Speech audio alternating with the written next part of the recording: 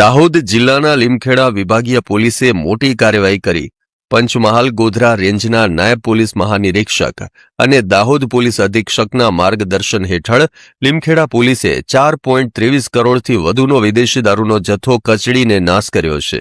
કોર્ટના હુકમ અનુસાર દેવગઢ બારિયા, સાગટાળા અને પીપલોદ પોલીસ સ્ટેશન હેઠળ જપ્ત કરાયેલા ઇંગ્લિશ દારૂ અને બિયરની બોટલોને જૂની આરટીઓ ચેકપોસ્ટ નજીક સરકારી પડતર જમીનમાં રોલર અને જેસીબી મશીન ફેરવી અને કચડી નાખવામાં આવી। આ કાર્યવાહી દાહોદની 5 અલગ અલગ પોલીસ સ્ટેશનની હતી, જેમાં 1,31,000થી વધુ બોટલોનો સમાવેશ થાય છે। નશાબંધી અને આબકારી વિભાગે આ સફળ કાર્યવાહીમાં મહત્વનો ભાગ ભજવ્યો છે।